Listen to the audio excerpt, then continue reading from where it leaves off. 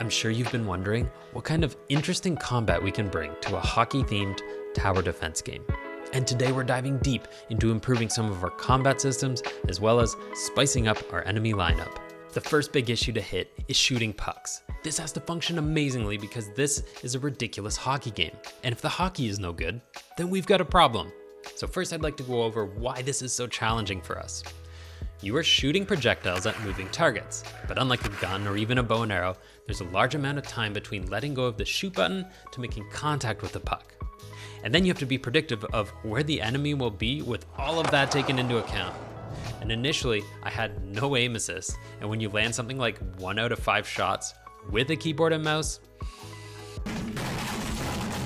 So how are we gonna solve this? Well, on the moment you release that button to slap your biscuit, the game checks to see what are you aiming at right now.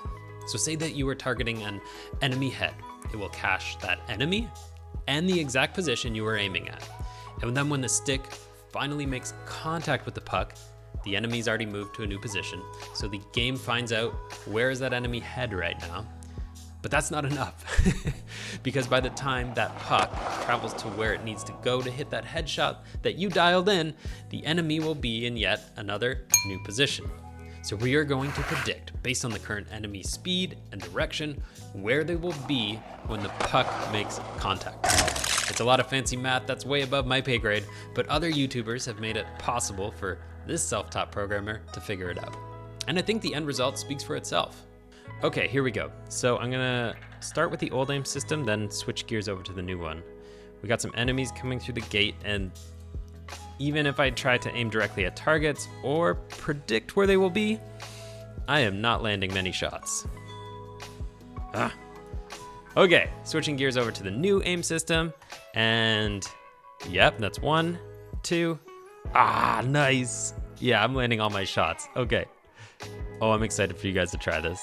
Now, there will always be edge cases where all of this doesn't work out. And one of the big ones for us is when you have something immediately in front of you that blocks your puck path. And for most games, this really isn't a problem because you're shooting a gun or arrow from like chest height and not the ground level. But wait, we already have a player stance for our characters to carry pucks around at chest height when they aren't on an icy surface. So I did a quick test where if you are within a certain range of a tall trap, you would switch to that stance and boom, love it. Before we move on from shooting pucks, I wanted to add one more feature. To make this easier, I just need one thing. So now comes time for one of my favorite parts, motion capture and animation. So what we're looking to do today is capture some animations for a snapshot. So the main thing to keep in mind when I'm shooting this data is that it's just gonna be an animation mask of my upper body. That way the legs are gonna keep doing whatever they need to do. So it's actually best that I keep my feet planted, hips facing forward, and that should layer nicely on top of the character controller that's already skating around. It will be bound to the same button, so if you tap and quickly release it, it will do a quicker, less powerful shot. But if you hold it down, you get the really big wind up for a slap shot.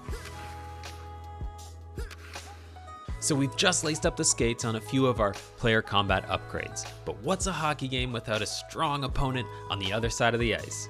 Now we needed enemies with a variety of game plans to keep you on your toes and in control. So let's dive into some of the big changes and additions to our enemy roster. First up is our Exploder. You may remember this guy from previous devlogs, but we've always wanted our enemy lineup to be very identifiable just from silhouette. And for him, well, we always wanted to turn him into a big ball with a face. So let's just keep it simple.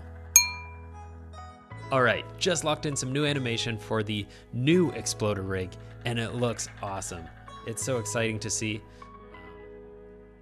But we went to go test it in game, and we felt like there was so much time in between dropping down and exploding that you could just easily evade it.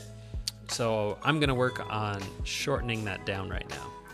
Instead of scaling the animation, I am going to use the front and the back of it and just kind of get rid of the middle parts. Okay, that's terrifying, and I think that's gonna work really well in game.